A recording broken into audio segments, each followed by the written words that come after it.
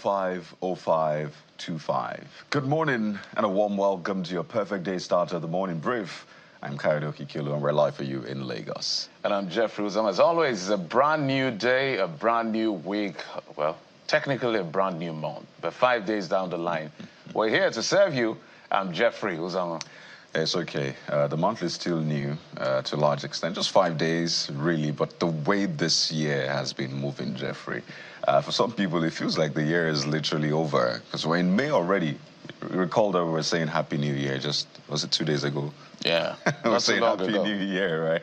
So the year is moving really fast, but not to worry.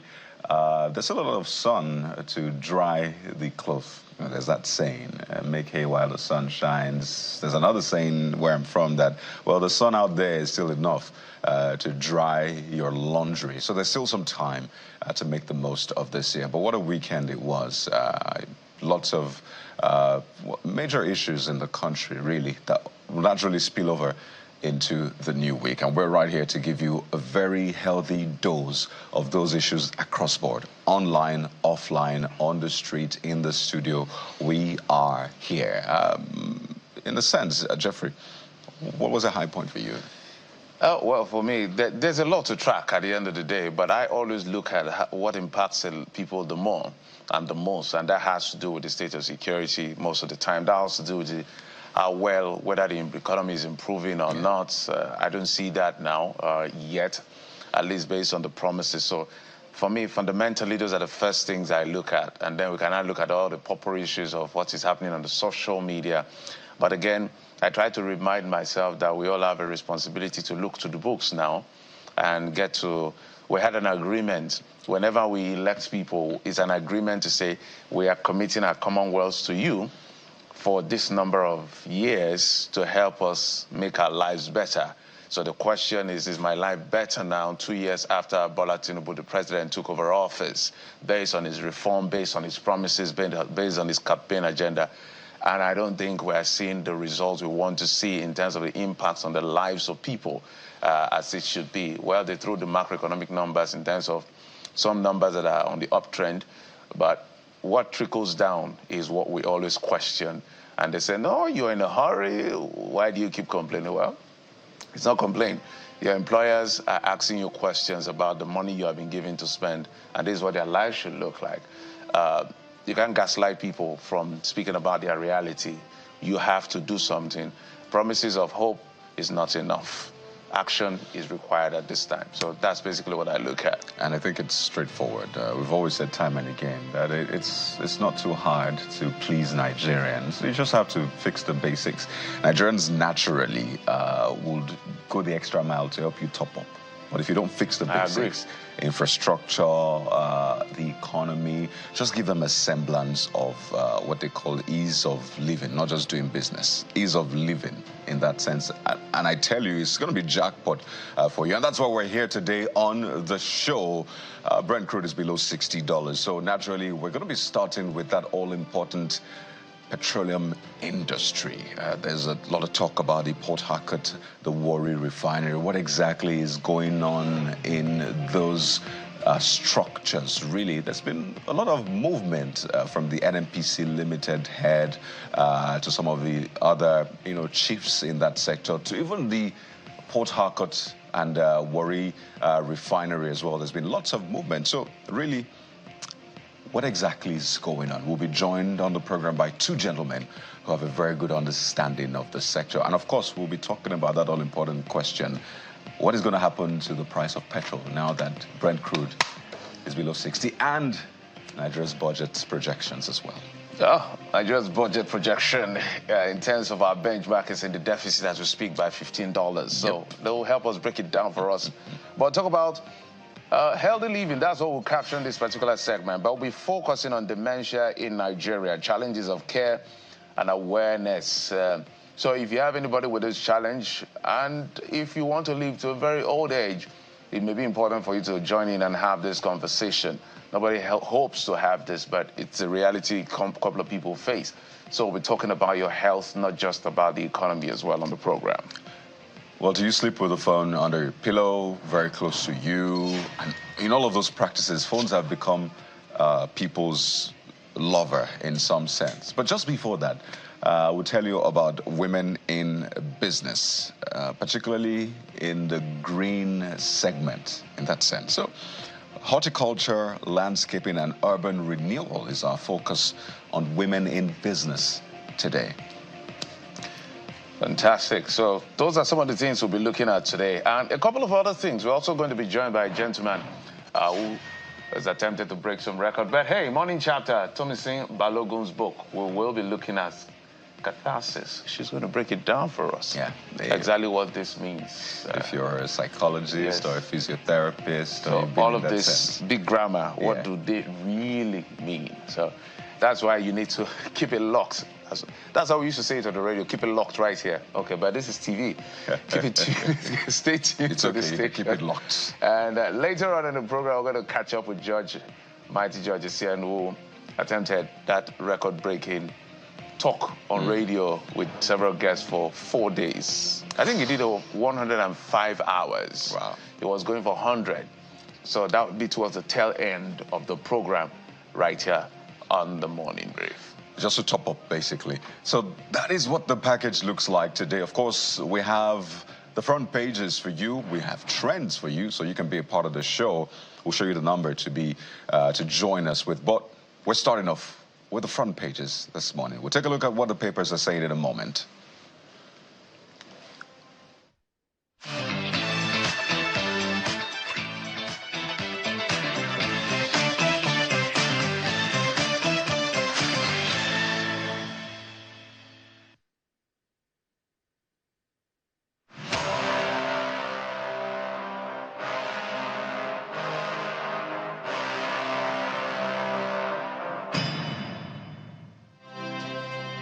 So let's go right into the front pages this morning.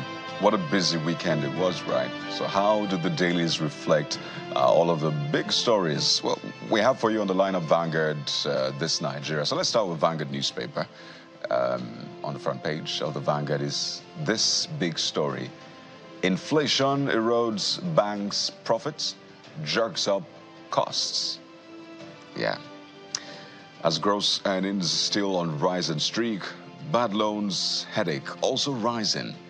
Their strengths, weaknesses. So that's how the Vanguard captures the inflation matter today, and it targets banks' profits and costs as well. I know there's been that conversation around, banks making all of the profits, how are they making profits in this economy and all of that. So it looks like the inflation is also affecting that profit. But yes, the profits by banks is something that needs to be studied so that we can replicate it, right? So we can know what is happening there. So let's try to replicate it across the board. But Jeffrey, that's what we have on the front page of the Vanguard. Yeah, they succeed despite whatever is going on in the economy. But there's something called real rate of return. So basically it means that, in simple terms, nominally you would have made like 100 naira at the end of your investment within a period. But if you do that less inflation, that is the fluctuation in inflation. Inflation is 24. So you're actually making, my math is right, less than about 70-something, maybe 76 naira in that sense. So this is what is affecting some of these organizations. And you know, they have liabilities and a couple of other cost elements in their, you know, in some of the businesses they do, things they buy in dollars, loans they may have collected in dollars. So when the dollar is strengthening against the naira and the naira keeps weakening, it affects all of this. And the bad part is that it's going to be transferred to those of us who are consumers one way or the other. The way they service my account, I wish I had the kind of money they used to service. They're always servicing your card, servicing something. But anyway, that's the front page of the Vanguard. I should just mention, Jeffrey, just at the top left corner of the front page of the Guardian, you see that story on Delta or from Delta. Oh, Delta State, yeah, I'm seeing that. PDP defectors unwilling to register for APC. What's going on? Exactly what is going on. We'll find that out. Because this is like a trend. So we saw what happened in River State. Lawmakers announcing that, well, we're moving to the APC. But they're saying records did not show that they indeed registered for the APC. So is this like the trend? You see the politicians come out and say, I have moved to this party, but you have not done the real moving when it comes to the books and registration. According to the Supreme Court judgment, moving defecting means you're no longer registered with the other party. You don't pay dues. You now register in the new party, and you pay dues. Until that is done, it is just TV. So they're still PDP members? Yeah, they're still PDP members. If this is anything to go by. Whatever they did at that stadium was just verbal talk, as far as the law is said. So there's a contention about the interpretation. The interpretation said you will be registered, for lawmakers, for instance, you'll be registered in one party. That is according to the law that the Supreme Court judge, you'll be registered in one party. If you leave the old party, you leave the old party and register in the new party. That's what solidifies your registration. Yeah. But according to Section 109, Section 1G says if you leave the party, you lose your seat because you. So it's a. But of course, you get to court and decide whether the premise of your leaving is valid under the law or not. So they should stop giving them broom or umbrella to indicate that they've moved. Let us see the membership card. From the word. Let us see it. So no more giving them the broom. Let us see the card and be sure that they really move. Because they don't want Rivers incident to happen. Rivers, they announced their defection on the floor of the house. Read a letter. They read a letter. They did on your mandates in the car. In the resolution, they had brooms too. In the resolution by the president, it was resolution number 3, saying that they defected. But when we went to Supreme Court, they didn't defect because there's no record according to what happened. This Nigeria is the next paper. Let's go to this Nigeria. It leads with electricity. FG must address this crisis. Nigerians tell Tinubu, we need to learn how South Africa is able to generate and distribute about 58,000 plus megawatts, how Ghana has moved beyond general darkness within 2 decades. This is one sector, Kaide, that has defiled a lot of president. And we're hoping that this president will crack it one way or the other, because in Chatham House, when he went, when he was candidate Bola Tinubu, he said that the current model is a broken model and it will be fixed. So perhaps one of the things was to the effect of decentralizing it, where states can control some part of the electricity value chain in that sense, literally. But we haven't seen that much improvement. We have installed generating capacity, I think about 13,000 megawatts, but we fluctuate between 4 and 6. That's why we have the kind of situation we have. And they've said, because the sector needs investment, some people are being subsidized, all kinds of big grammar and all of that. And that's why we're facing what we're facing today in our country. But without electricity, just like the AFDB president has said, which we've known for many years, if you don't have electricity working, there is no way the economy can grow. You can't do nothing about it. So I feel that that's why I keep saying that. Why can't we have a president now say, I'll fix one thing? Right. All the other ones, let me use the Nigerian term, will be Jara. I'm coming to fix electricity. Security Jara, economy Jara. But you see this electricity, let's say it like Nigeria, we died there. We'll fix it or we fix it. But everybody seems to try to touch it one way or the other, and I don't know. So I think I totally agree with this. Nigerians, some of us are paying Band A because they say they need money. So the money is now coming, so let's have the improvements. Even though we're not happy paying the Band A money, I would say that. I think it's just instructive talking about South Africa and even Ghana. There's a lot to learn from those countries. Yes, South Africa may have had challenges with power cuts. Even recently, after about 10 months of stability, the power cuts came back. But the point is, they're able to still do way better. So I know some people might say, but they have power cuts. Maybe that's some sort of the African thing sometimes creeping in. But the point is they've been able to scale up. So what are they doing differently? So it's something to learn. But you hear time and again that electricity is expensive. Let us fix it. We can talk about that. Let's go over to the Abuja Inquirer. Abuja Inquirer leads with something looming. It happened over the weekend, but the Abuja Inquirer captured it succinctly. You see, Facebook, Instagram shutdown loom in Nigeria. Netizens urge government's resolution. Authorities call off Meta's bluff. Yes, so the FCCPC had, done some yeoman's job regarding data breach and all of that. And the court gave Nigeria, awarded damages against Meta. But in the court processes document, Meta was saying, well, we may be forced to, cut off Facebook, Instagram to avoid the damages in that sense. And, well, FCCPC said, well, that still doesn't remove the fact that you're liable for some of these things that the court found you guilty of. So it's a back and forth. And I know a lot of people are saying, please save our beloved social media. But the point is, if there was a breach, that there needs to be, damages need to be paid. That's how it works. In other climes, now these fines were handed over to Meta in other countries. They didn't go down this route according to that statement. So I wonder why this is happening. So Nigerians' data must be safe. And that's what we stand by. So all of the bluff or whatever, we don't really stand by it. And it's good to see, by the way, as an aside, the publisher of Abuja Inquirer at 60, Danakwo, it's great to see the celebration. It's also there on the front page of Abuja Inquirer. All right, I just think that if you've committed and if there's an infringement or an infraction in that sense, and you are asked to pay, I think the only natural thing to do is to negotiate if the money is too much. Facebook is a rich company. They are making money from Nigerians, so as Nigeria is also giving them money. So I think it's just natural that they do the right thing. If FCCPC has done the yeoman's job, there's no way of going away from it by threatening to exit. Just do the right thing. There's always a negotiation table. There's nothing cast in stone because we all need each other in that sense. But let's move away from that to what you've been saying on the social media. And the first we will talk about is a video of Creator Tonyeson Wike, the FCT minister, apologizing to the First Lady over Rivers Women's walkout, calling the incident embarrassing.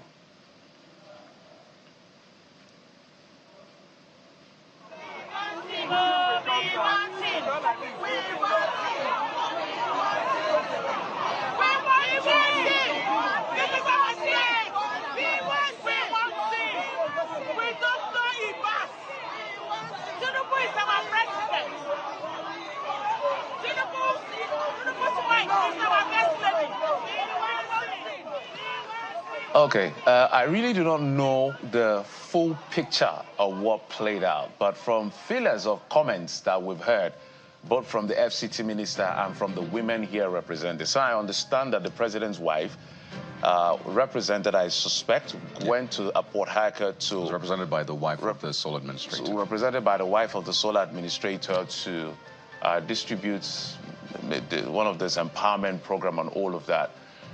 So I don't know whether they thought the president's wife was coming. They didn't get the brief and all of that. But when they showed up, they found out that the sole administrator's wife was the one, doing this on behalf of the president's wife. So they consider it unacceptable in that sense, in that view, because they even have a problem with the sole administrator, not to talk of his wife in the picture.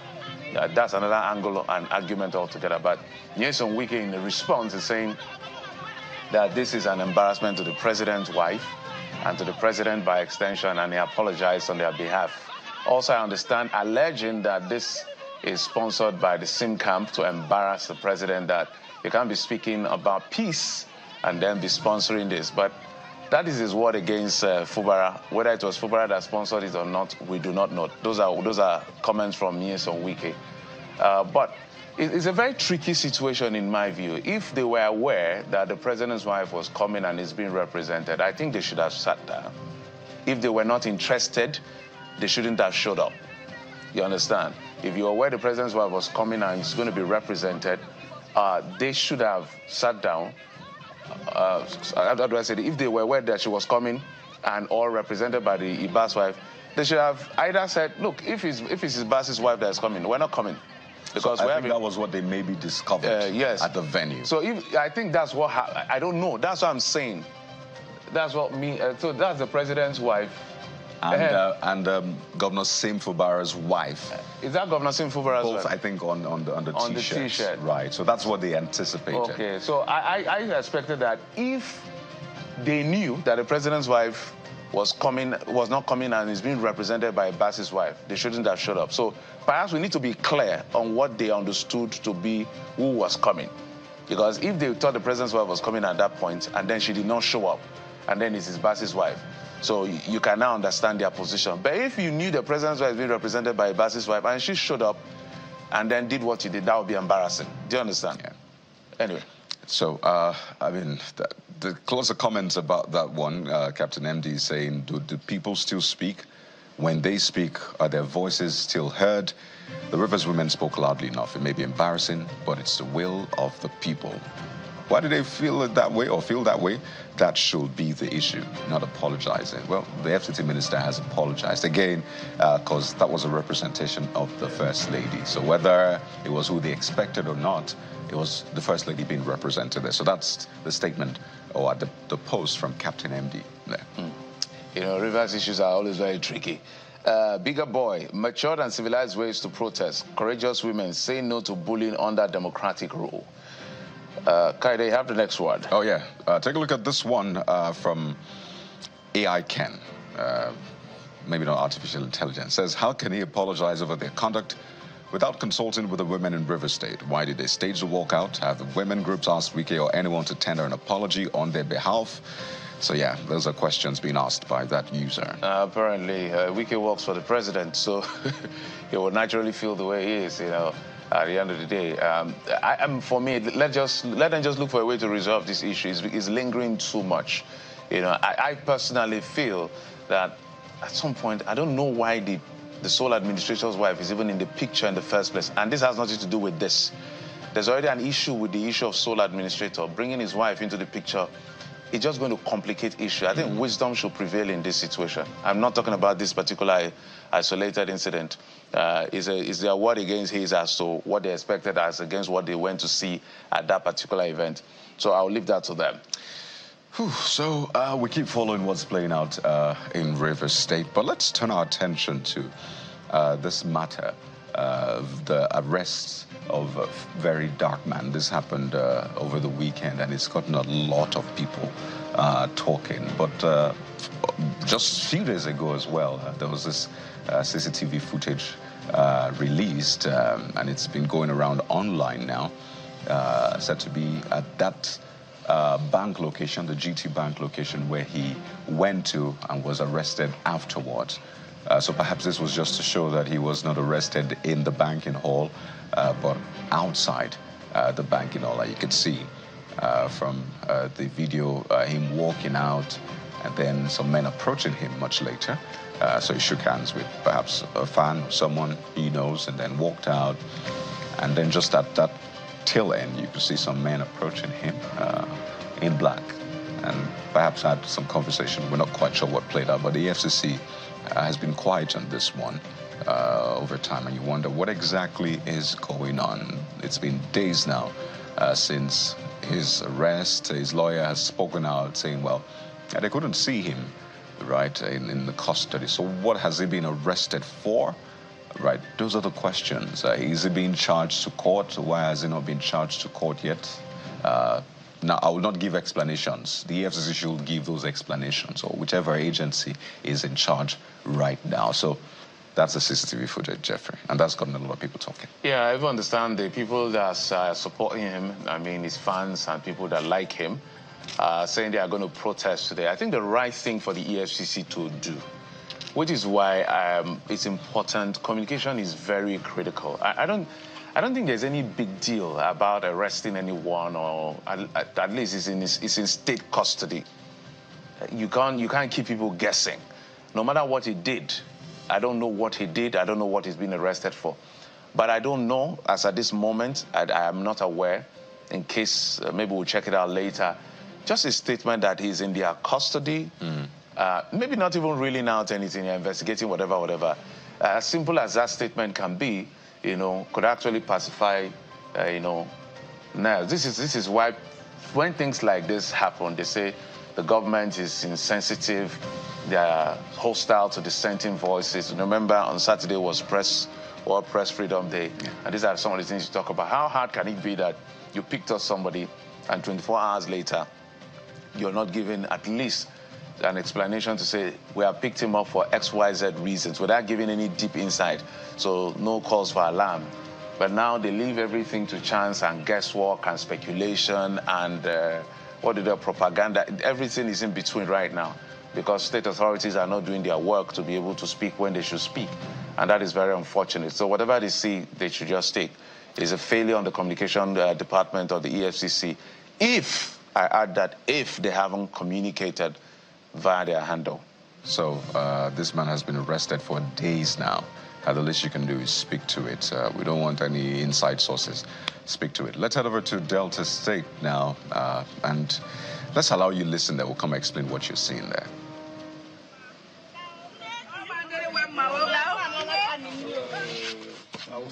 Today is 30th, have you? 30th. Money going to give in to the kidnappers. This money is going to be delivered to the kidnappers. Our brothers were kidnapped since 1 week plus now. On Friday, this money were contributed to. Not that they have money. 4 people, they were kidnapped. Look at it. This stuff here, 10 million naira cash with both food, rice, chicken, food, drinks, 50 black bullets. Look at them, food, jollof rice with chicken, turkey. 10 plates of jollof rice. Yeah, it's not this thing, this is cash. 1 week plus now, nothing. Some of this I cannot drop on the social media space. There are key strategic areas that we visit that I cannot post, you understand? But this will tell you the effort that we.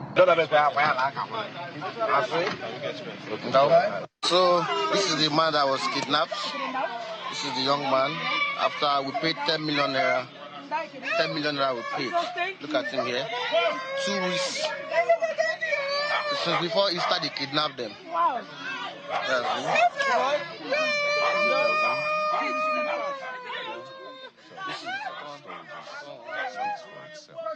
Kidnapped for over 2 weeks now, but eventually regained freedom after a ransom was paid. Even food stuff was given to the kidnappers. Now, what we want to hear naturally is what then happens to the kidnappers. Will the victims, the family, get justice? Will this happen again? Don't forget, Jeffrey, we're still yet to resolve at least we've not heard word from the kidnapping incident Cross River, the waterways, right? Yeah, the Good Friday. Good Friday. It's over 2 weeks now. Those between the official numbers say the official number from the manifest of the boats in that Cross River incident is about there are 20 people, but police is releasing 12. But the people who are witnesses say it's even 40. So there's figure inconsistency here and there. But the fact remains, as of this morning, to the best of our knowledge and my knowledge, those people, including some popular persons in Akwa Ibom, who were kidnapped along the Calabar or Run waterway have not been kidnapped. So happy to see this happen. People being released. It's just a sigh of relief at the end of the day. Okay, so those are the things we've been tracking for you. Okay.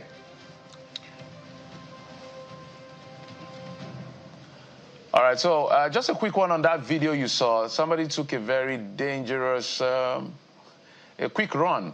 I understand this is the president's convoy. I don't know where this is. Perhaps it's when he went to visit Katsina. I'm not sure. But you can see that guy who crossed the road. That was quite dangerous. Anything could have happened. He could have been shot because they may think he's a terrorist or something. But I don't know. People should be careful. I know we talk about convoys and all of that, but the people that are guarding the president and his convoy are under a very extreme instruction to protect the life of the president. They could have mistaken him for anything. So I don't think anybody should do this anytime for any reason, because that is quite dangerous. Okay.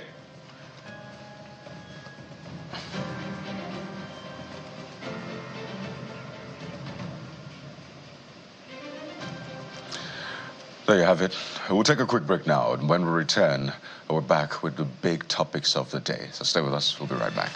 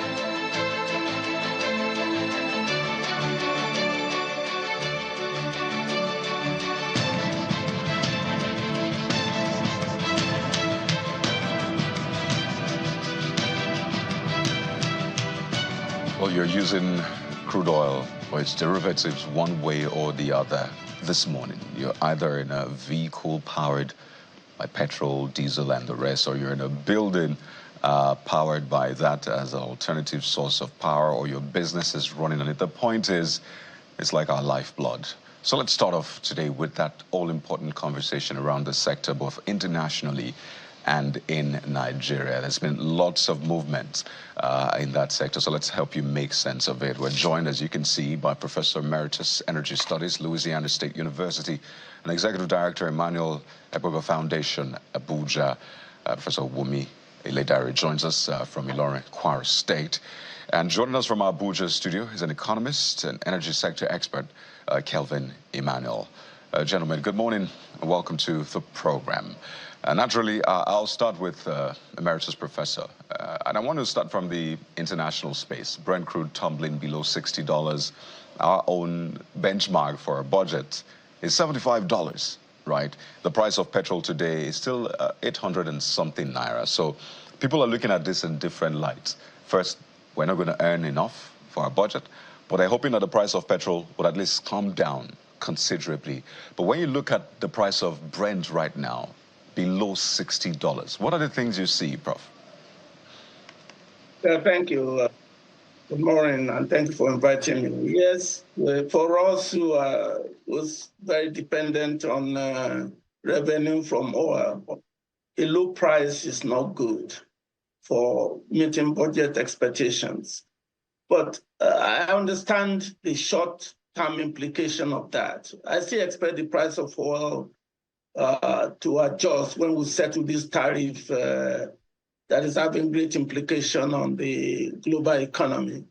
The price of oil will always fluctuate up and down, but another person's loss is someone else's gain. And that's why I continue to advocate that we begin to pay quite a lot of attention to the downstream and midstream component of the oil and gas industry.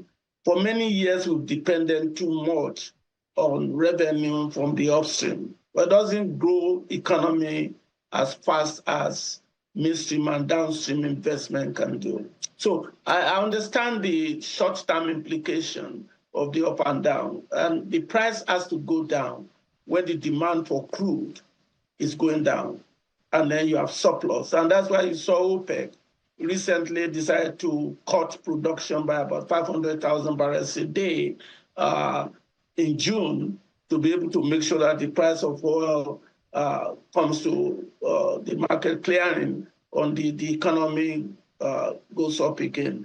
GDP projection for the US is down by almost 2%. The GDP projection for China, because of this trade tariff situation, is projected to go down for about 4%. We just need to begin to think differently from the way we used to think. I saw a video just now where nearly 24 vehicles were going around with the president and somebody almost knocked down.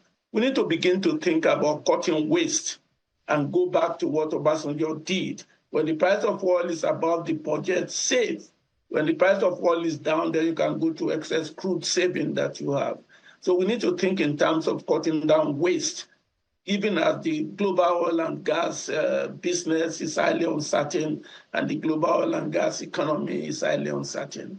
Discipline, fiscal discipline becomes the ball of the game. Don't look at the external factors. Think about what you can do within to adjust yourself to the uncertainty, globally speaking. Thank you. Well, thank you, Prof. Let me go to Mr. Emmanuel now. So Prof has talked about the downstream, midstream sectors, that's what we should also pay attention to. Perhaps you may want to speak to the implication of the tumbling of the price of crude, which is a normal thing, but we're hoping it wouldn't last for too long. But right here at home, there's been a lot of events at the NNPC Limited, Kaduna, or rather, Warri and Port Harcourt Refinery. Let's leave Kaduna out of it for now.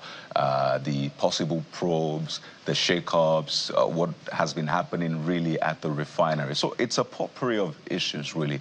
So I want to know which one sticks out for you as one we should pay attention to first, then we can talk about the other issues, Mr. Emmanuel. Kayode, good morning. Thank you so much for having me, and good morning to Geoff. It's a privilege to be here, as always.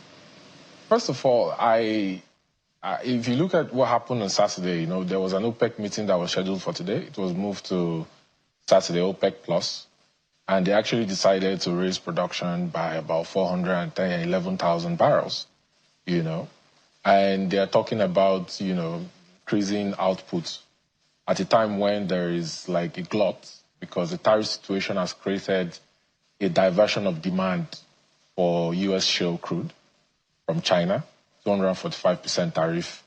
And China is now buying a lot of its crude feedstock from Canada, So the tariff is making it nearly impossible for Chinese buyers to take crude from the U.S. like they usually do, WTI and some other grades of crude oil in America.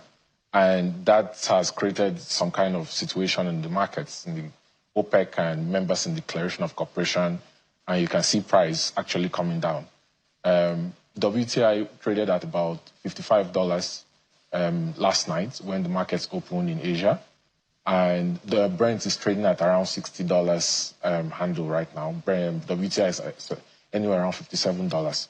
The reason why this is worrying is because the budget benchmark, I remember earlier this year I mentioned that $75 as budget benchmark was unrealistic. I remember the president sent National Assembly $70.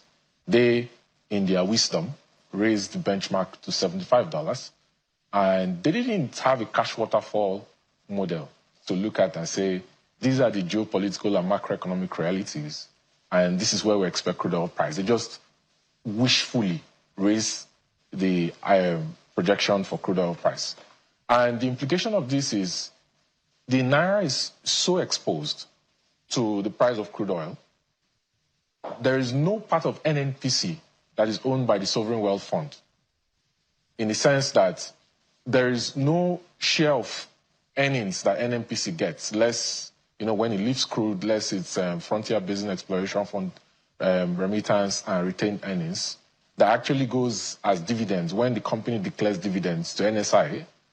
There is no structure the government has provided to collapse the excess crude accounts into the stabilization fund of the NSI to ensure that when there is volatility and fluctuation, as it happens globally, oil-producing nations typically depend on their stabilization fund to meet up with the shocks that comes into the revenue remittance to the government to fund this budget. So you can see that the deficit component in the budget, my estimate is anywhere around 18%, right? The options available to the presidency is to pull back this budget and create a supplementary budget, review its expenditure, start implementation of the Refinery report to reduce the size of government. The size of government is unrealistic. Like, look at that cash flow model, review all the for sale agreements that NNPC has signed, that is encumbered this amount of crude oil that is available for revenues. In my estimate, you have about 447,000 barrels of crude oil that is currently committed as loans that NNPC has signed with buyers, international off-takers. And the reason why this is very tricky, this price is very tricky, Kayode, is because not only do you have these loans, you also have like a strike price in the future contracts that are structured for these financing arrangements. That strike price says that if the price of crude oil drops or triggers that strike price, like, they naturally should rely on what they call a debt service reserve account as an excess to service the fall below the strike price. And I'll tell you that my estimates on strike price is anywhere between $55 and $65, which means that quite a number of those agreements on which this, FSAs has been signed has already been triggered. And that explains the reason why for the month of April, is 2 last weeks of April, and all through the month of May, you have 60 million barrels of crude oil that has actually been scheduled for lifting, but has not been lifted already. It's been allocated for lifting. The companies have signed agreements to take off, but it's actually not been, the ships have not been loaded, and the crude oil has not been taken out of Nigeria because the prices are encumbered. And this places the government in a fix on how it's going to finance its budget. Now, it's a good thing, Kayode, that this month of May, we're expecting that the tax bills will be signed and the implementation will start 3 months after. and we're expecting that the tax to GDP ratio is gradually going to start going up, but it will take some time. But we need to understand that crude oil and gas contributes about 80 to 90% of the FX that Nigeria gets for the CBN to do balance of payments and for revenues to be remitted to the government to fund its budget. Okay? So in my view, I think the Minister of Finance and the Central Bank Governor, they need to come back to Abuja, suspend international traveling for now, sit down and face the realities on the ground. Because if the fact that they didn't see this coming shows clearly that they didn't have a cash flow model and they didn't do an analysis of what might possibly be the implications if crude oil price drops. They didn't look at the map. Yeah, let's take it to Prof. Prof, I want you to piggyback on some of the things Kelvin has alluded to. He's talked about the financing model, which basically sounds like there are no buffers for moments like this when there's a downscale in terms of the pricing of crude oil. So I would like you to speak to that, maybe your comment on that element of maybe poor planning as is alluded to. But another part I would like you to speak to, which is a very serious concern. On one hand, the numbers are going down in terms of the prices of crude oil. On the other hand, our production hasn't really improved. I looked at the numbers from NUPROC, crude oil, not condensate, between January to the last published numbers, is an average of 1.4, 1.45, maximum 1.5. And we know the projection for the year about 2 million. What is responsible for that? And then add to that is to this back and forth over the state of our refinery, which I'd like you and Mr. Kelvin to speak to. We'll come to that. But those two issues first. Production capacity, improved production, and financing model that convolutes this entire thing that puts us in, quote unquote, this situation. Prof. Well, thank you. And those are key issues that we need to grapple with respect to the budgeting process. And so some of us, we've said this over the years. You cannot just be looking at price, which is highly uncertain, and you are looking at production, which also is not within your control. And then you are making that to be the purpose of your spending. And then when the price of oil goes up, you also go ahead and expand your spending. That has never worked, and we've always run into trouble with that. And that's why we need to go back to Obasanjo's model and stop misinterpreting the Constitution. We'll say that, oh, the Constitution says all the money that is made must be put in federation account and it must be shared. That is baloney. That's a misinterpretation of the Constitution. And budget is an estimate. And it has two components to it, your income and your expenditure. And when your income is not flowing, you must have the proper approach and cut your spending. So I think we need to go back and not just make wrong projection without what I call, you are dealing with a stochastic event.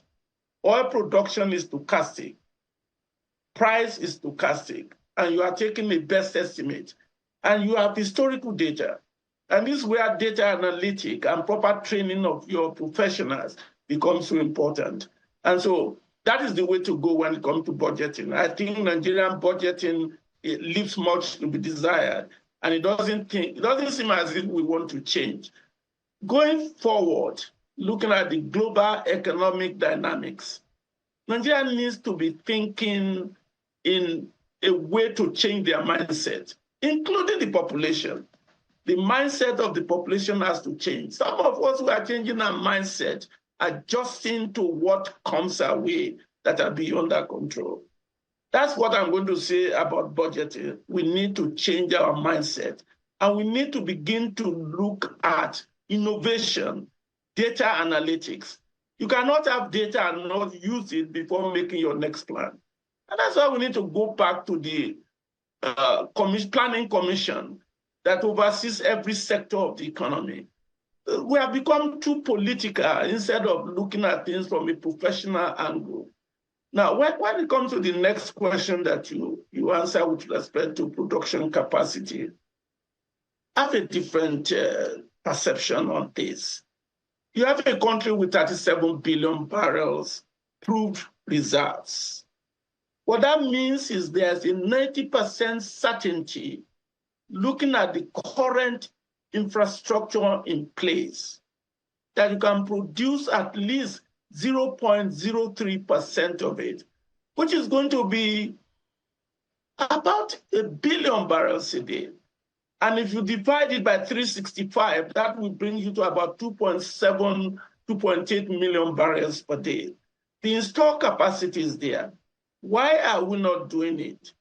Perhaps our maintenance culture leaves much to be desired. I remember 40-something years ago when I was in Shell, maintenance is critical. Every morning you will see the maintenance crew going from one location to the other.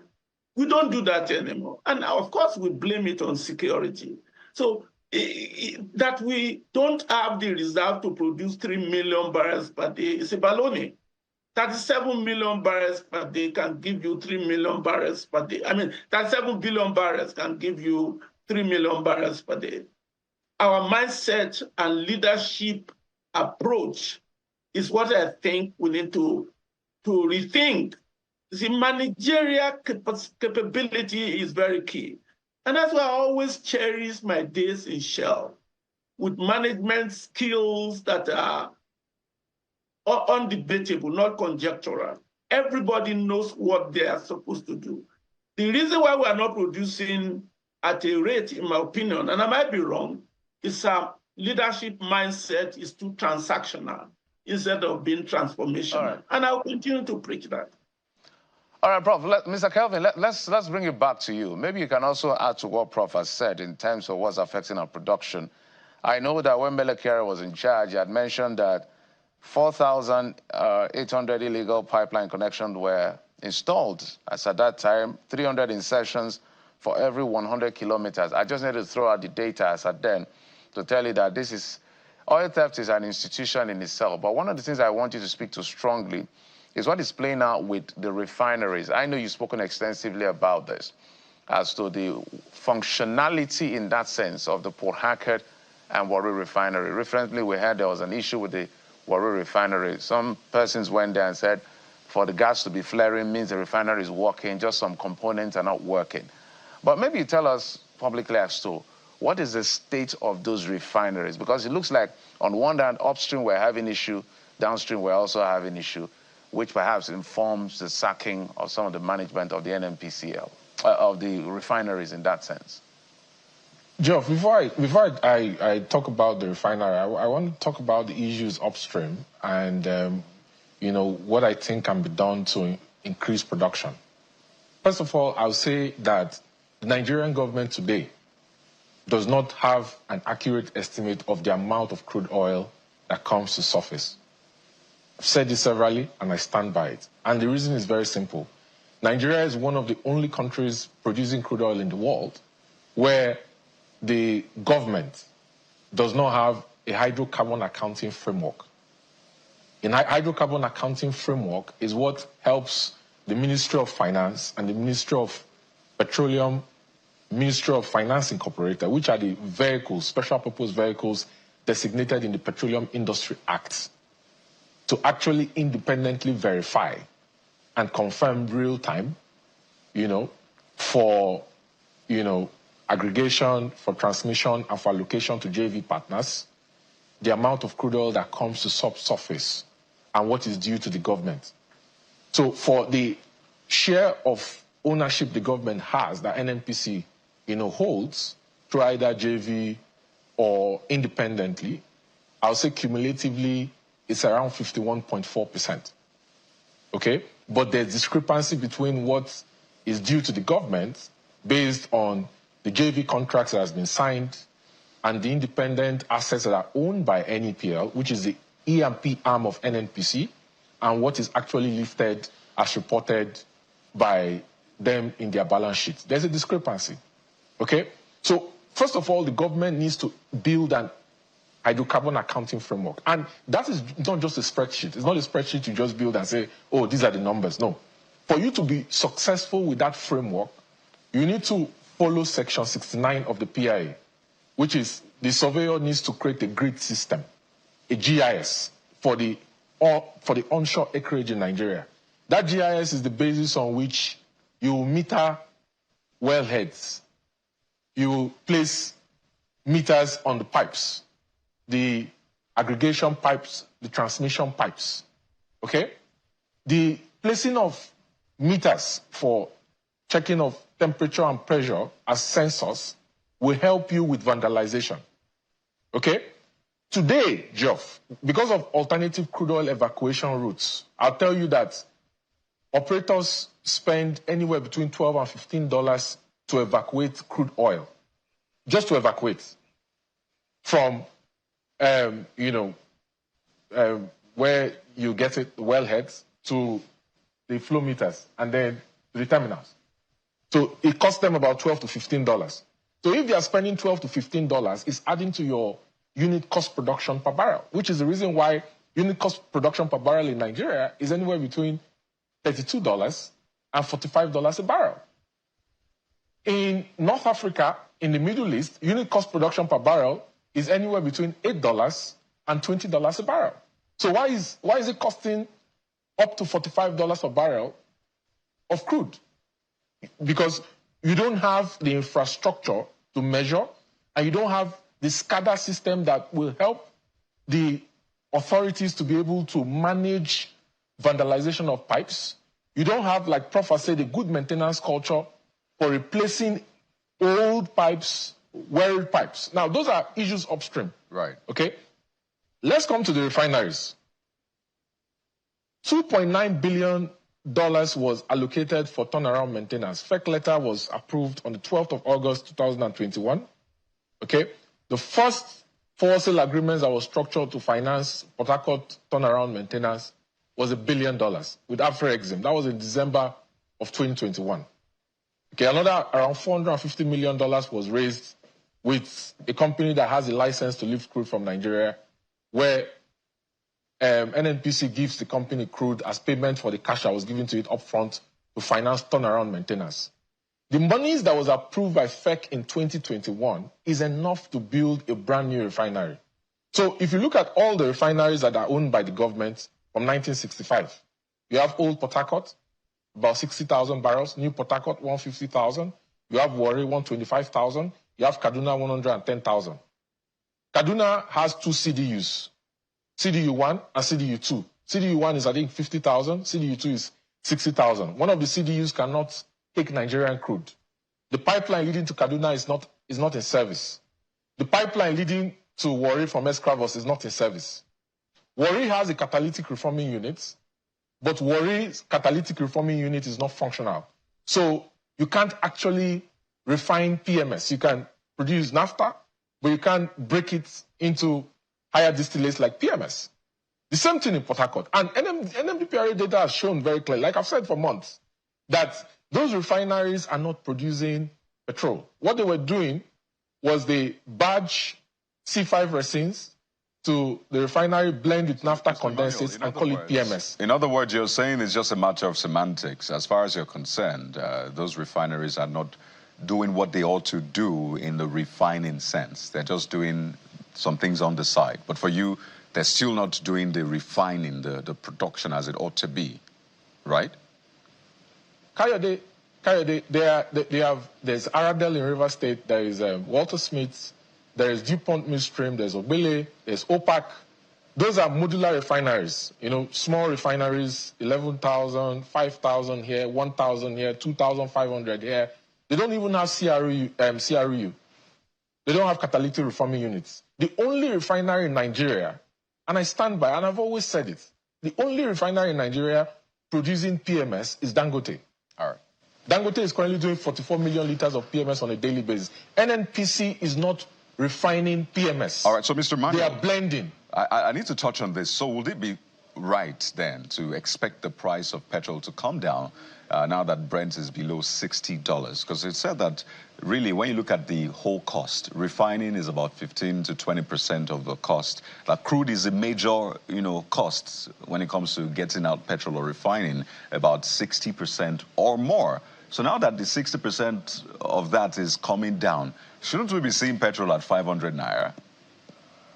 Okay, so let's do some numbers. The simple way to calculate the price of PMS, S-gate at the refinery is basically you multiply the price of a metric ton of PMS, which has a global Platts pricing system, yeah, multiply it by your exchange rates, right?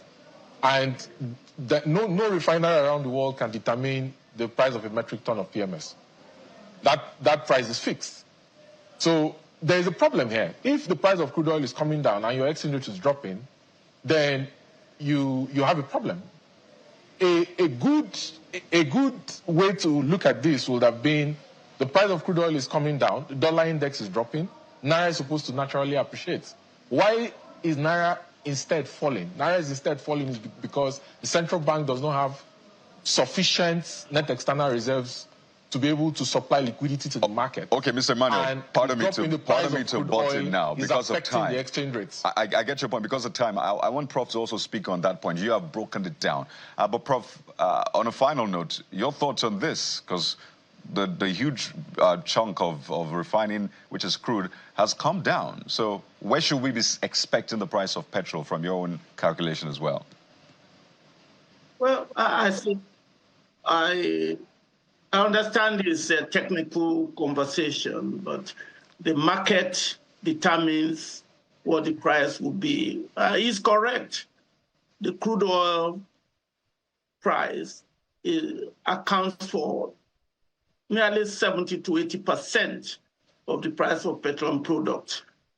But remember, you have a market structure in Nigeria that is more oligopoly with two dominant firms. So basically, they are going to be looking at each other in the way they price the petroleum product. I just want to plead with Nigerians. You cannot pick and choose.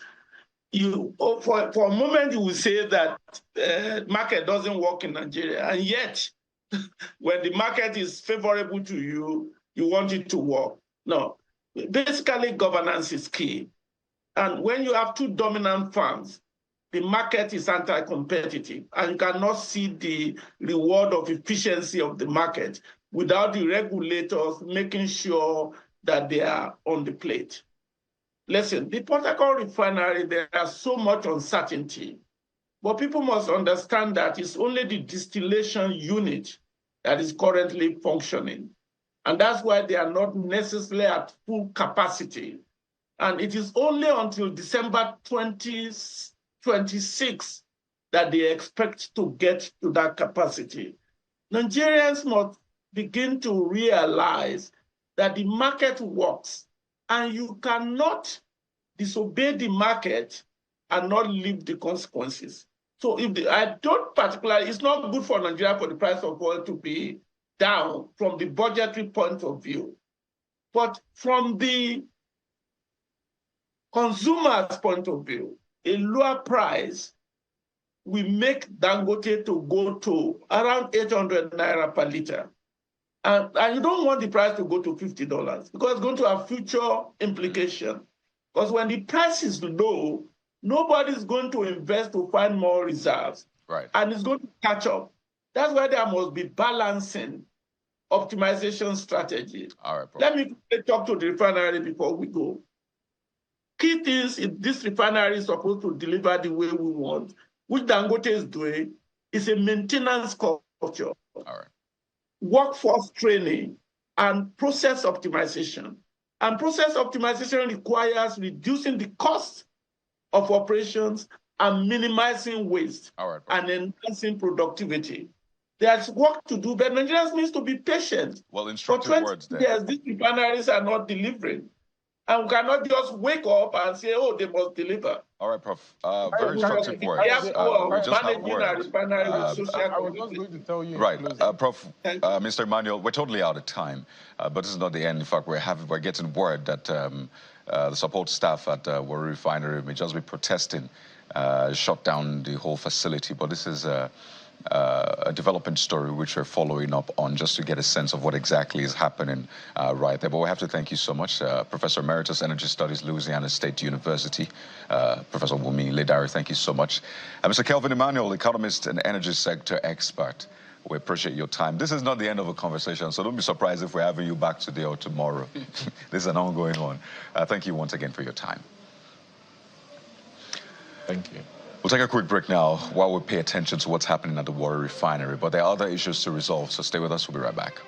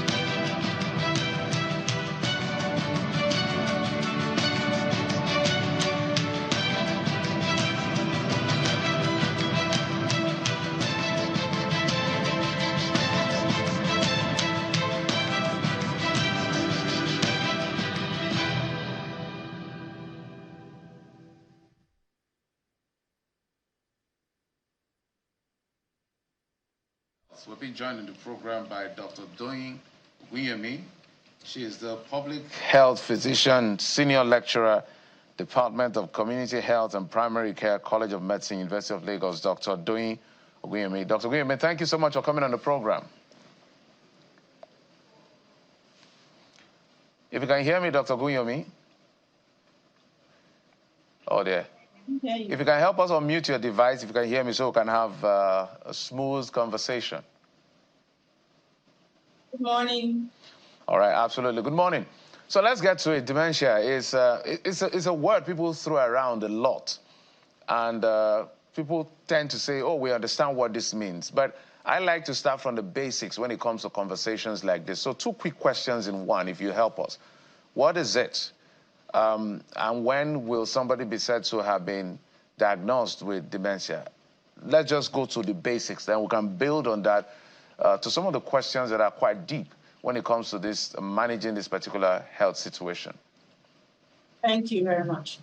So dementia is an umbrella term in general, but it does signify that there is some decline in cognitive impairments. And you know, your cognition is your ability to reason, to think, to understand, to learn new knowledge. So once there is that decline in cognition and it begins to affect daily living or your quality of life, then we generally use the term dementia. I say it's an umbrella term because so many things then come under that broad term dementia. Okay, so essentially what has happened is that the brain has been affected, either with the common one is Alzheimer's, where there's some protein deposit on the brain, and that has then affected the nerves supplying the brain. So this affects 3 things mainly: memory, behavior, and when we say behavior, we mean the reasoning and the thinking, and finally, the language of the person. So essentially, in layman's terms, that is dementia. How common is it down here? And what would you say, is it just age, or there are certain things that, lifestyle that predisposes people to dementia? So essentially in Nigeria, we will say it's about 2 to 3%. And it's commoner in older adults from the age of 65 upwards. So age is a major one. Every 5 years from the age of 65, the probability of developing dementia doubles. And then from 85 years of age, a substantial proportion of people may have dementia. What are the risk factors? I'll divide them into the ones that you cannot do much about, so the non-modifiable risk factors, and then the ones that you can do something about. So age, so increasing age from 65 upwards, and then some genetics. Other things include risk factors such as physical inactivity, poor diet, when there is isolation, when you do not manage chronic diseases such as diabetes or hypertension. Even diseases like stroke can further affect the brain, and things like poor sleep. So in general, many of those other unhealthy lifestyle can lead to be a risk factor for dementia, including not engaging socially. So when people within that range or that age are diagnosed, is it something that they have to just live with, or there is reversible, or it can be managed in a sense? Because I'm asking this question, I have a few understanding of what I ask, but you know, every day discoveries are made, evolution comes through. So I want to find out whether there's an update to the effect that whether there can be a reversal, or it's just someone who is affected by this will just have to live with it throughout their lives. So the first thing would be to prevent it by, trying to live healthily and all of that. essentially, as of now, there is no cure, as in cure for dementia. What can be done is to slow down the progression of dementia. So because we say that, memory loss begins and so on and so forth. So you can slow it down by picking up on activities. So we tell people that even as they are growing old, keep learning, keep staying engaged with other people, increase your physical activity, improve your diet, and also the symptoms, some symptoms can be managed. So if people are having maybe some movement disorders with it, or poor sleep with it, or even aggressive behavior, medication can be given to manage those symptoms. So essentially, people are aware of the problem early, the progression can be slowed. So when should people be concerned? In fact, let's take it a step further, worried. What are the things that people should observe? I know you've mentioned some in passing, but I want you to be very emphatic. And is it only young, older people? What if it happens to younger persons? Because nobody expects it to happen to people that are younger. But I don't know whether that is a possibility. So let's look for those exceptional cases and speak to it. If a younger person is showing tendencies, what are those tendencies and how should it be approached? And then you can piggyback on that to what to do when it comes to older people on how to check it out. Generally, it's not common among younger people, but a particular type, frontotemporal dementia, can be found in younger ages, 45, 50. When you find that you're forgetting easily, something happened yesterday, or even what happened earlier in the day, or word difficulty,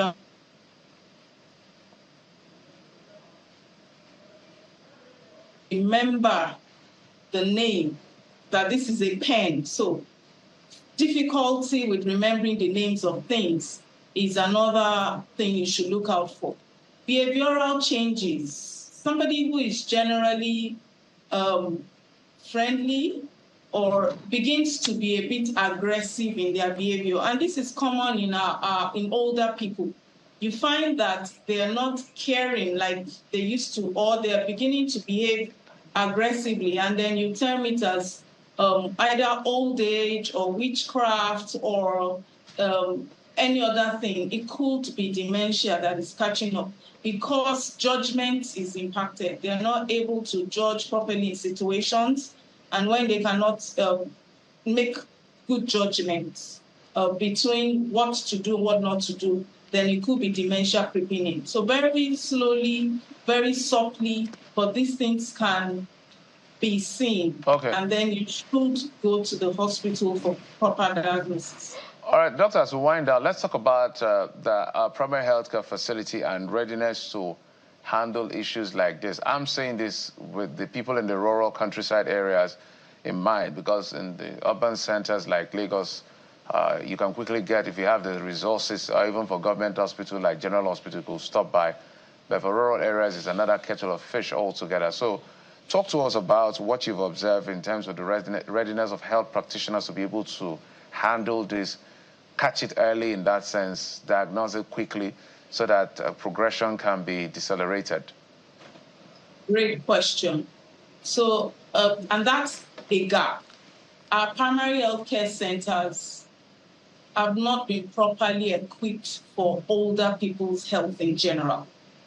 And health workers at that level are not properly trained, and I'm talking from a study we did looking at primary healthcare facilities, trained to pick up conditions like dementia. But with simple questioning and the use of a tool and asking questions, they can find out if there's a risk for dementia. Also, we can apply even things like telemedicine, where specialists in general hospitals or tertiary hospitals can be linked with primary healthcare centers when there are such cases to deliver care. But as it is now, primary healthcare centers, if they attract older people and have such cases, they need to refer them. One of the problems we have is shortage of skilled manpower. Neurologists, psychiatrists that specialists that should diagnose and treat dementia, but we have very few number. I think about 100 neurologists in the country, about 250 psychiatrists in the country. And geriatricians, let's not even go there. There are very few. But primary healthcare centers can do their referral by looking out for memory loss, looking out for changes in behavior, or even in their speech, and then they can refer outwards. And that does happen in some PhDs in Lagos State. Thank you so much, Doctor. Quite an enlightening session you've given to us, and these are the conversations we'll be having, especially for older people in the society. Dr. Odoyin Oguyemi is a public health physician and senior lecturer at Department of Community Health and Primary Care, College of Medicine, University of Lagos. Thank you for coming on the program, ma'am. Thank you for having me. Okay, we'll take a quick break. When we come back, we'll talk about your devices on the segment we call PC Fix with our tech advisor, Ibitoye, right here on the program. Join us again.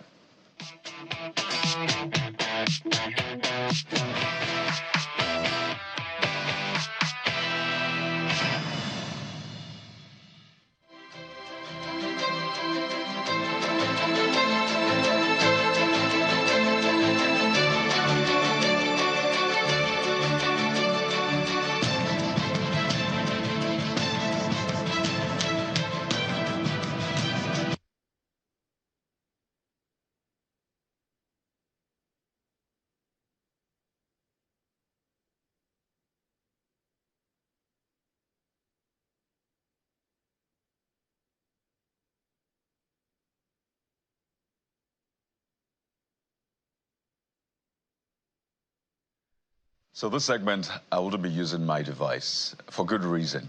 We're joined on the program by Akin Bitoye, our tech advisor. I want to talk about, Mr. Bitoye, what are we talking about today?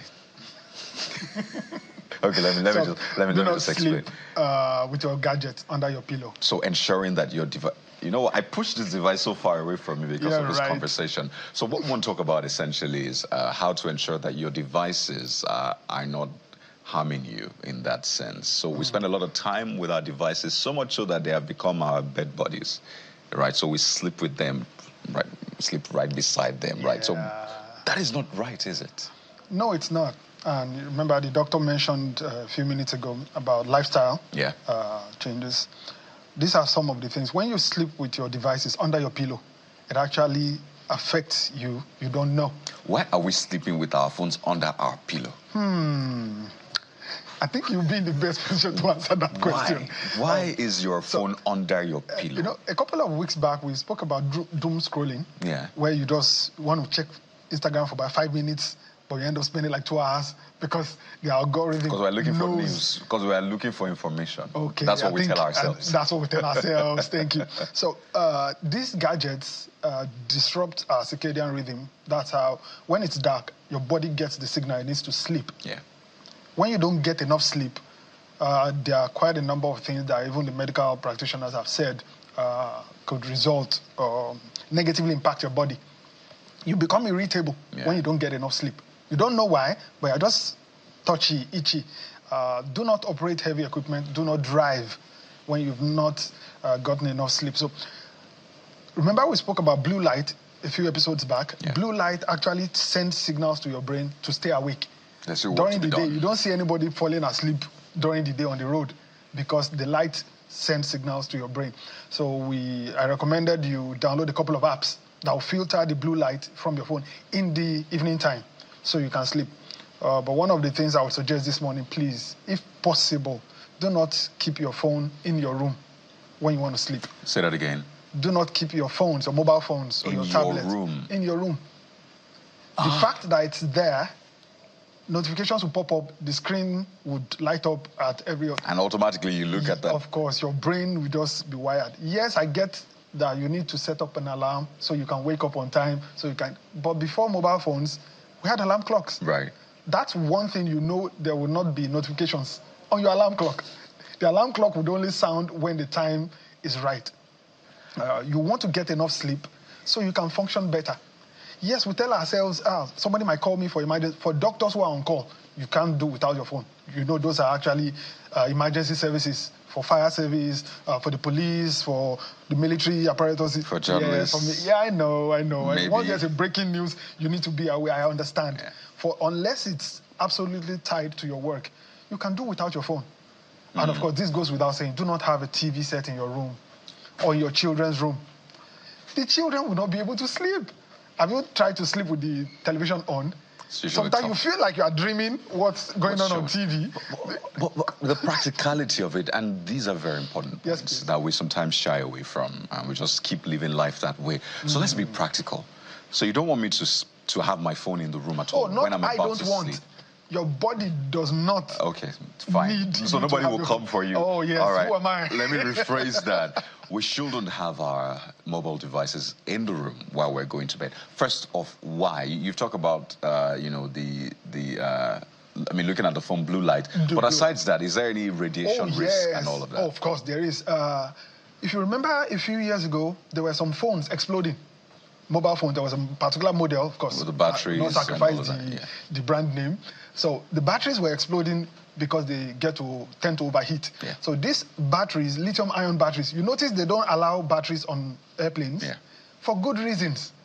This gadget, this tiny marvel of technology can explode anytime. So if you keep your phone under your pillow, your phone actually gets heated up. Oh, yes, you can try it. Don't sleep on it. Just put your phone under the pillow and go away. When you come back, because the phone does not have enough air to actually cool down, the heat is supposed to be radiated out. The manufacturers of these gadgets actually are smart. You will notice there are certain parts of your phone that actually get hot. That's how the heat gets dissipated. So sleeping with it under your pillow. There was a video making the rounds a few years back where a lady was charging a phone and making call, and the phone just exploded in her ear. So these batteries are actually a very, very real danger. So sleeping with your phone or your tablet under your pillow is actually a huge risk that you do not want to take. The radiation bit as well. The radiation bit. So you know when you switch off your phone, it's still on. In some sense, right? In some sense, because you know when you make a call and say, oh, the number you have dialed is switched off, because the SIM sends certain signal that this phone is off, but I'm here. So it can still be tracked. So the phone or the phone sends signals to the radio base stations and back. So it's constantly connected, and those radiation actually, because in our brains, electrical signals is how we actually, information passes through our nervous system. It's electrical signal. So these electromagnetic devices, being so close, if you make calls a lot, you're on the phone a lot, I would suggest you use earphones, either wired or wireless. Just something to take the phone away from your ear. Isn't wireless also an issue? Oh, yes, but if you compare, the earpiece is not receiving signal directly from the base station. Right. It's the phone that is. I'm saying if you make calls a lot, if you do not, please, you do not need to put something in your ear all the time. You are constantly stimulated. You know, these manufacturers, especially for Android and Apple, iOS, when you've used earphones for a long time, it tells you have used earphones for too long, it's time to disconnect. Because they realize that when you are constantly stimulated or at a particular volume, you know, some people like music, well, I do, and you want to jam the latest beat, so you just increase the volume. The phone will tell you, this is too loud. Do you want to continue? So you know that you chose to increase by the volume. Your own self with your own hand. But the practicality of it, because imagine I stay in a one-bedroom apartment, right? And you said I shouldn't leave my phone in my room. I did not say so. Sorry. Your body does not need it. So does that mean I put my phone in the walkway? You know what happens that way? What can I do then? Practically. Yeah, practically to ensure that I'm still protected while my phone is also protected. Okay. One of the ways is to put your phone in airplane mode. That way, you know, notifications will not come in. So if you absolutely have to have your phone, okay, for example, there's no electricity supply, of course, you need to use your phone flashlight. I get there are multiple uses for our phones. So if you cannot afford to switch it off, put it in airplane mode. At least you know no call will come in, no SMS, no notification, but your alarm will still go off at the time you set. Yeah. But do not put it under your window. You can put it on a table somewhere far from. I've seen situations where in hostels, in the schools, where you put your phone by your window and in the morning it has gone on vacation, never to return. For you. So I understand all of those, but please do not put it close by your head or where you sleep. You can put it somewhere just a few feet away from you. Why I'm emphasizing this is, as ubiquitous as technology is, it can be harmful to our bodies. Absolutely. With extended usage. Yeah, and I think that has been proven time and again. So if you're listening right now, take this as a sign, yet again, that you should be careful with your usage. You can see why my device is far away from me, because I'm also trying to maintain social distancing, okay? Akinbitoye, we have to thank you so much for that reminder. I think it's very healthy to have someone like you remind us of these things time and again, because these phones, these devices can just creep up. They become closer to you than even your spouse or your closest friend. So that's why it's saying that. Akinbitoye is our tech advisor on the Morning Brief. Thank you for your time. Thank you for having me. And for the advice yet again. All right. Well, we'll take a quick break now, so hoping that you'll do that tonight. Keep your device far away from you while you go to bed. When we return, there's more for you on the show. Stay with us. We'll be right back.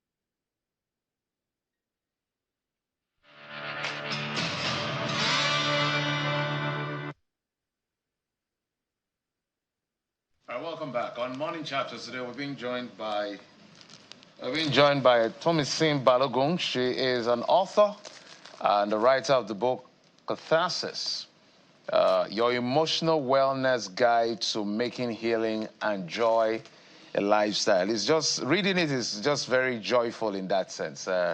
Welcome to the program, Tomisin. Thank you for having me. Good morning. All right, so let's begin with what the big grammar means. A lookup will simply say that if there were pent-up emotion, pent-up anger, and all of this, how you release it is what you talked about in this book. But my first question will come from the foreword of the person, the psychiatrist who reviewed the book for you in that sense, who wrote the foreword, said, "This book is timely as it offers hope and comfort to those who feel overwhelmed by burdens of," this is why I'm interested in, "unidentified, undiagnosed, and often unprocessed emotions, who feel burdened by the turmoil." Is that exactly what this book addresses? Maybe you can give us an overview. Absolutely. So catharsis, like you said, means releasing suppressed emotions. And this book was written as a healing companion for people who feel like their emotions don't make sense, who feel like they're experiencing emotions that they can't put words to, people who feel like healing is not possible, people who have experienced painful seasons in their lives. So this book offers hope, it offers healing, it offers practical guides for them to embrace healing and joy as a lifestyle. So absolutely, this is what this book is about. You know, if I want to look at the theme of the book alone, I know that a lot of Nigerians need this at this moment, because there's been a lot of uncertainty in that sense, given the economic situation, anxiety here and there. People are just trying to get by. It's been quite a challenging period for a lot of people. So maybe if I want to use the word nuggets and some of the things you've written in this book, maybe you walk us through, for somebody who is overwhelmed by, say, school fees as a husband or as a wife, overwhelmed by the children's needs in that sense, and looking at the paycheck not matching up with the expenditure in that sense, what would be your quick recommendation so that we do a session in this therapy moment, if you will? Yeah, thank you very much. So the first thing that I want to say to that person is that you are human and everything that you're experiencing is valid. So the anxiety,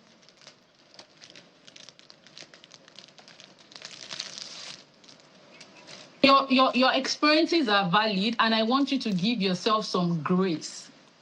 So many times we experience things in our lives, that make us feel like, I don't understand what is going on. But your emotions are valid and your experiences are valid. So give yourself some grace and allow yourself to feel all those emotions properly. You are anxious because things are not going on well with you. And, you have the burden of school fees and all the things that are happening. I want you to know that it is possible for you to experience joy even in the midst of all these things that you are experiencing. It is possible for you to heal, and it is possible for you to find joy again. So I want you to breathe. So breathing is one of the powerful tools that we use to help people calm anxiety. So breathe deeply, inhale gently and exhale.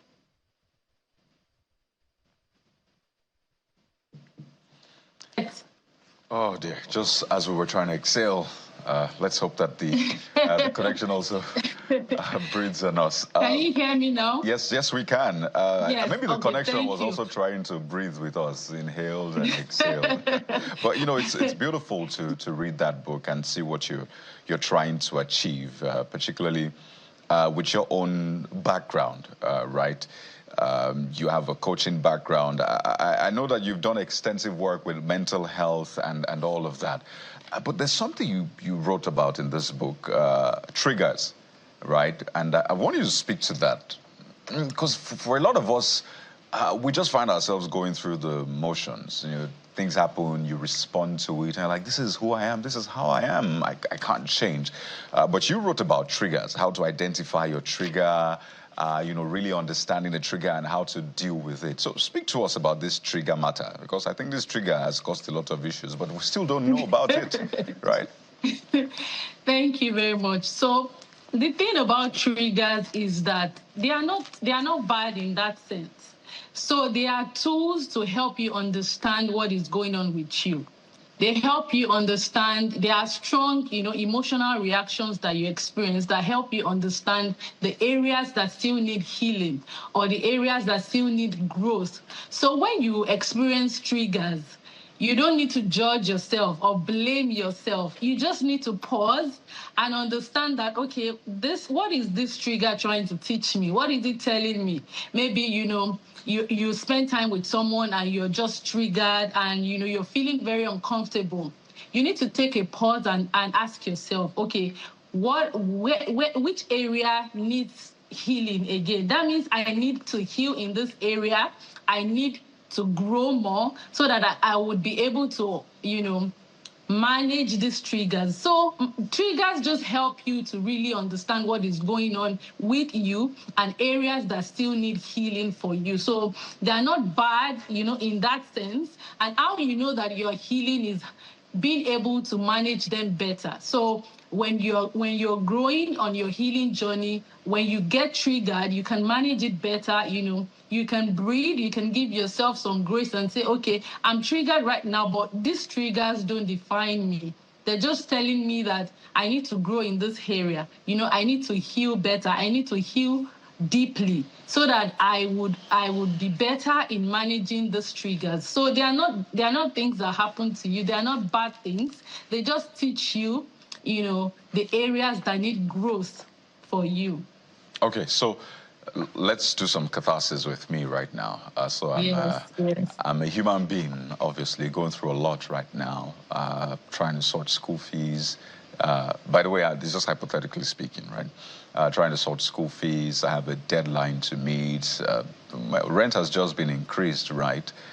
Maybe ×3, or you're trying to even get an apartment, and the agents are showing you shege in that sense. There's traffic ahead of you, there's family demands and all of that. And then you look around too, the environment is not the very best of it. The roads aren't too good. The electricity is not the very best. You know, I could go on and on. So this person is really burdened. Yes, you've told us to breathe. I have tried to breathe, but the problems are still there, right? So what kind of catharsis is available to me from this book and from your own, you know, your own expertise as well? Yeah. So I would say that you need to, like I said, give yourself some grace and also practice self-care. So self-care is not only about, you know, taking yourself to expensive places, which is good and part of it. You know, self-care is really about acknowledging that what you are experiencing is valid and caring for your body. So many times I speak to women and I find out that, you know, we don't care for ourselves enough. And it's not just, it's not really about, you know, just going to the expensive places and all those things. As little as finding 10 minutes in your day to just sit still in, you know, in stillness, in meditation, you know, and just allow yourself to breathe and speak, you know, affirming words over yourself and say, you know, this will go away. You know, is not this problem, this issue that I'm experiencing is not going to last forever.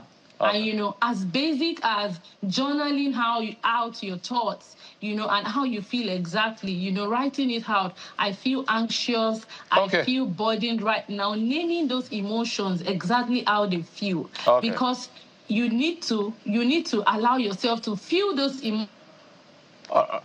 All right, Thomason, I think great points have been made. The rest, I'm sure they can catch it in the book. Thomason Balogun is an author, the author of the book Catharsis, Your Emotional Wellness Guide to Making Healing and Joy a Lifestyle. Quite, the title alone is just soothing in that sense. Thank you so much for coming on the program. Thank you so much for having me. All right, we'll take a quick break. When we come back, we'll switch gears now, still with the ladies this time, women in business. We'll talk to a businesswoman in just a moment. Join us again.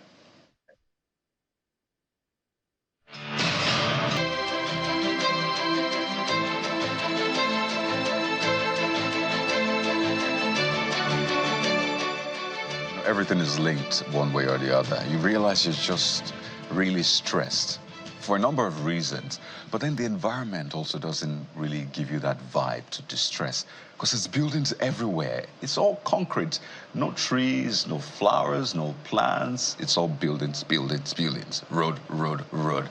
So much so that we have very little trees in our, you know, residential areas, even in the commercial areas. So you wonder why you're stressed.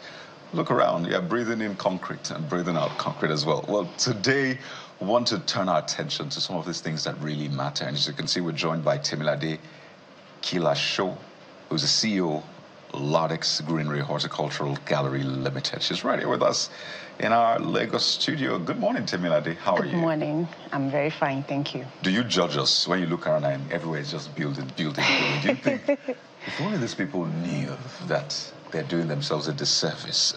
Maybe tell us what your own thinking is of how we've built our urban areas such that it's just all buildings, very little spaces for plants and greenery. Yeah, I guess first is people had limited knowledge to plants. So, and they really do not know what benefits it gives them and what the importance it has in the environment, the environmental advantages. So, and that is why we have more buildings than they tend to see plants as bushes. What will this do for me when I have so many things to use money for, you know?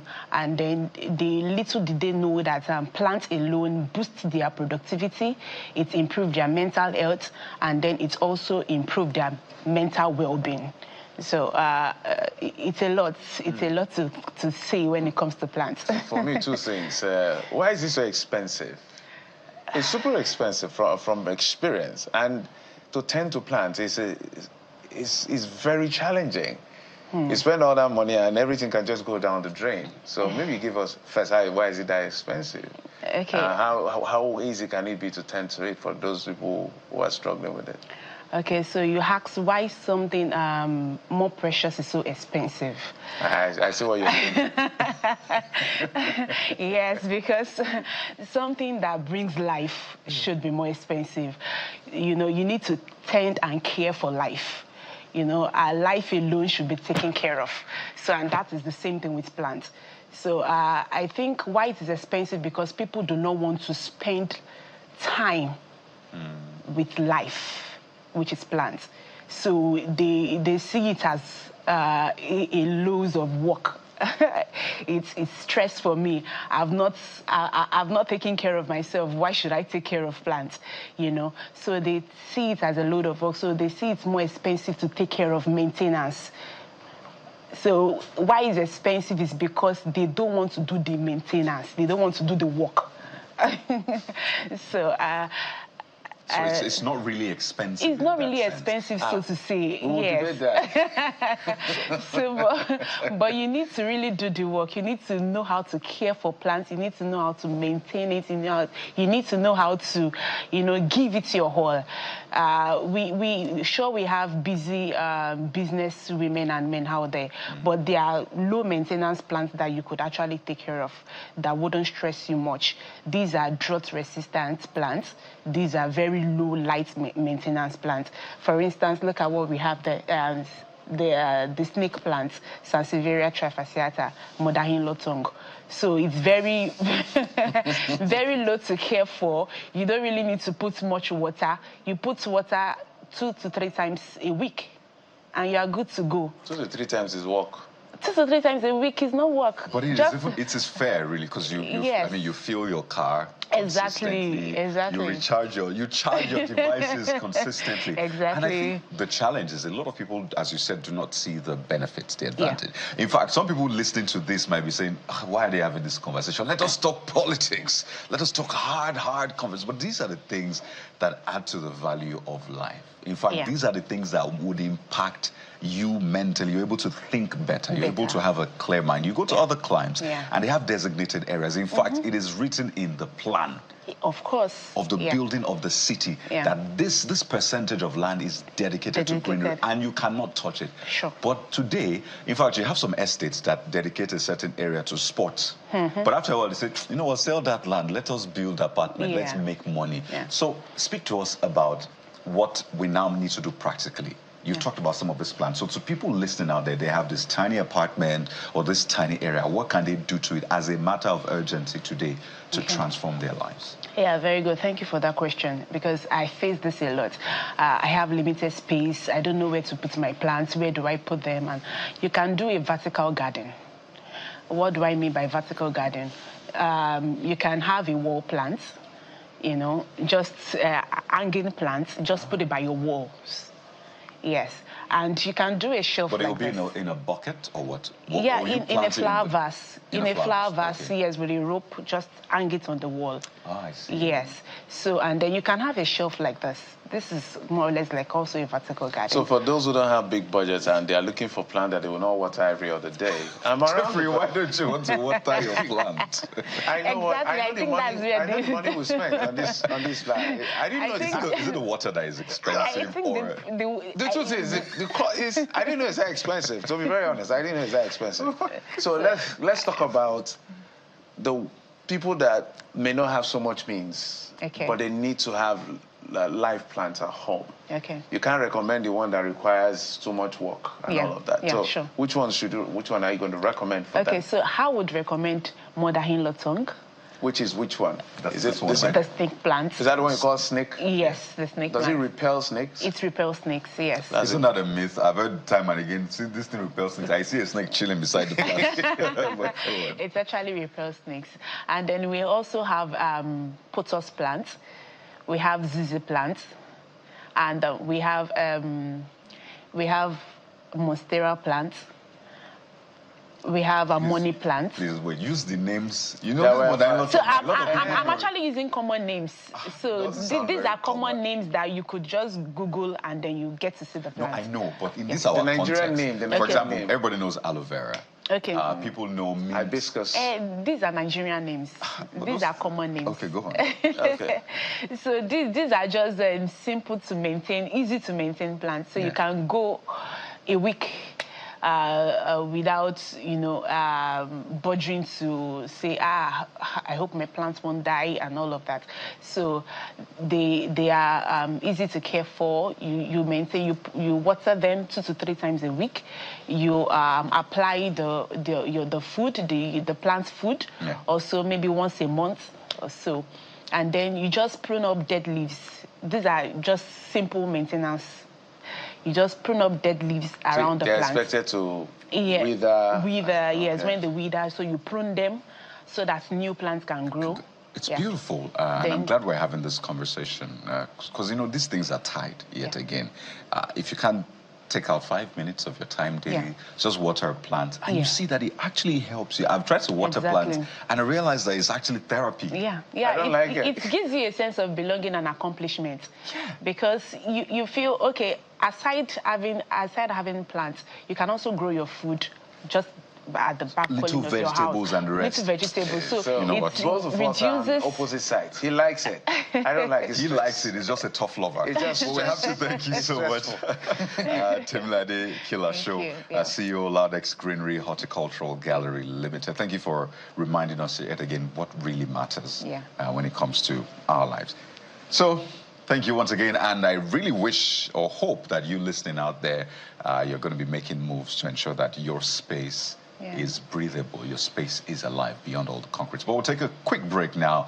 When we return, we have a record breaker who will be joining us on this show, so stay with us.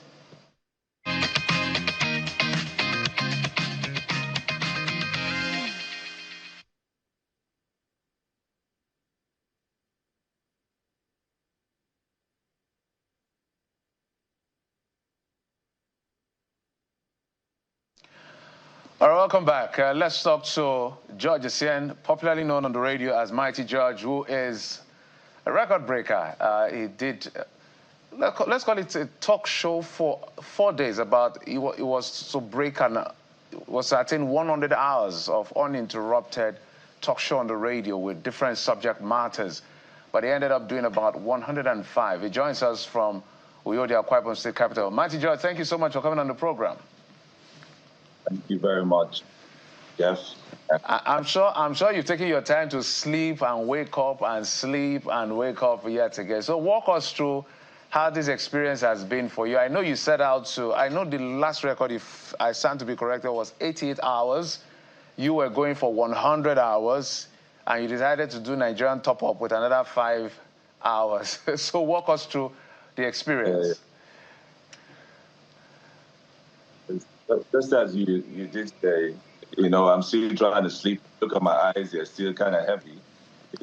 From staying awake for five nights, I think, Sunday night to about Wednesday night. That's about 4 nights and 5 days.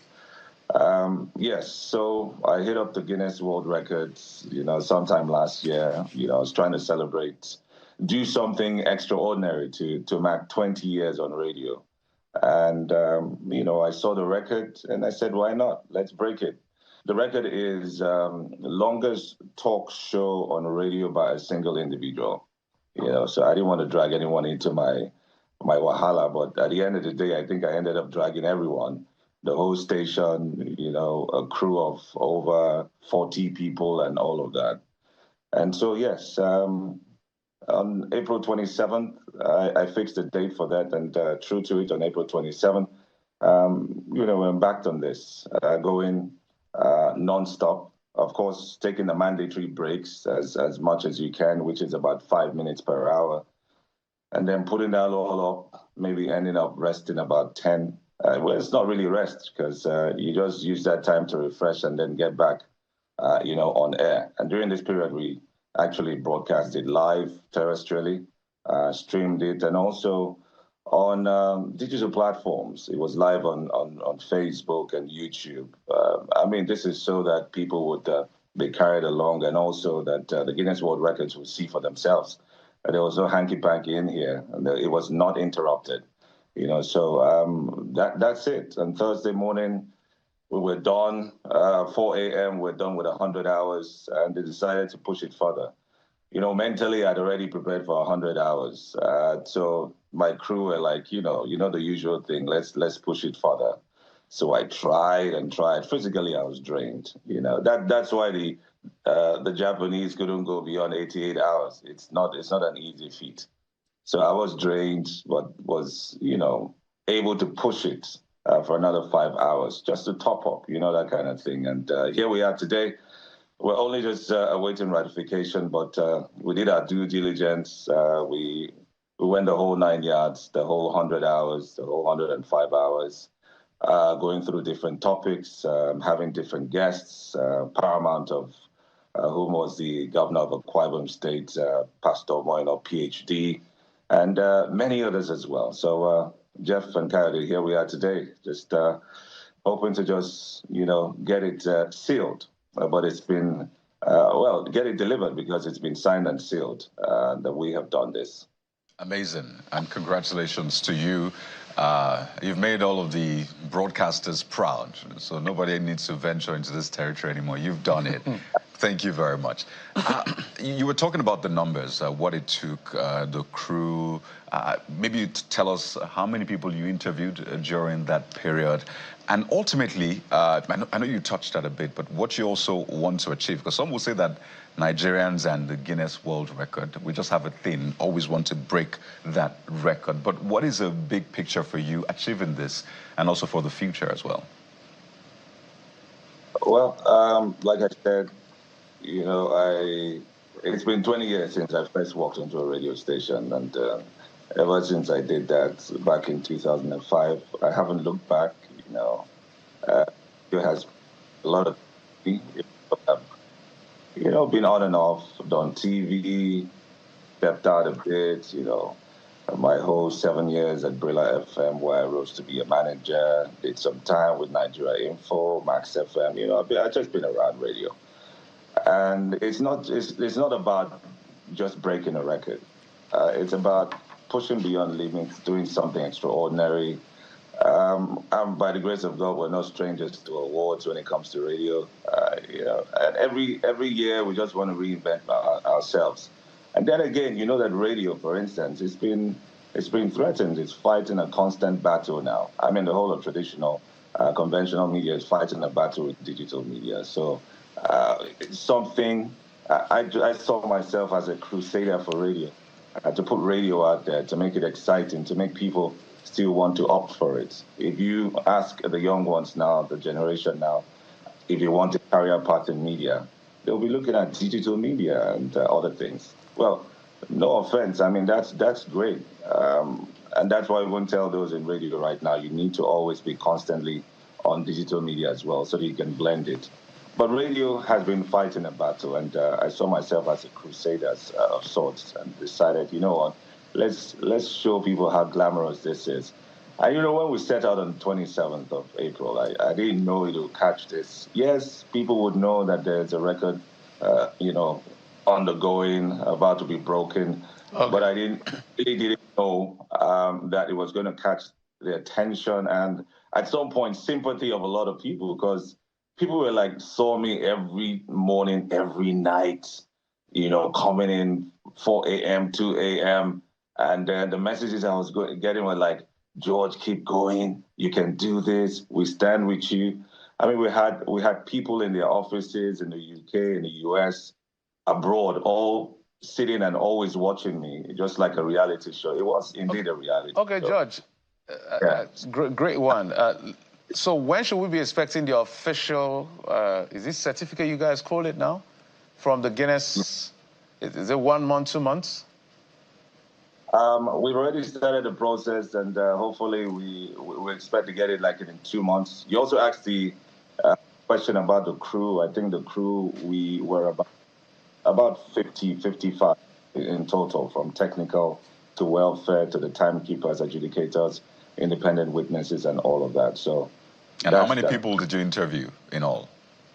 Okay, how many people did we interview? I think that was, I think we interviewed up to about, so we had scheduled about 100 interviews for 100 hours, but I mean, in between, we had to do some other stuff like play games, give people facts and figures, just other stuff. But the interesting thing about it is that you're not supposed to play music. So it had to be talk, talk, talk. And there were very stringent rules that, like you need to keep talking. You cannot stop talking for every 5 minutes. There must not be a dead air any 10 seconds, things like that. But thankfully, we're able to pull through, and we're just waiting for the official confirmation, which should come in at about a month's time, God willing. Amazing. It's a miracle that you're able to pull that off, because power could have struck at any time. Transmitter could have just had issues. Equipment could have done anything, but come around to stop that from happening. Exactly. So that's why it's beautiful to see. Maybe we end this way. I know you have a way you sign on when you're on radio. So now you're on TV. So we want you to do your radio thing on TV, so people know that this was not just you breaking a record. This is 20 years in the making, Mighty George. Well, it's another wonderful time to talk right here on Comfort 95.1 FM. I remain yours sincerely, the Mighty George, Mr. Dependable, the judge of judges, are the judges, always red hot in front of goal. And today we're going straight to give you the latest happenings in the world of politics, sports, entertainment, you name it, we got it. If you stick right there, you know best. So don't touch it.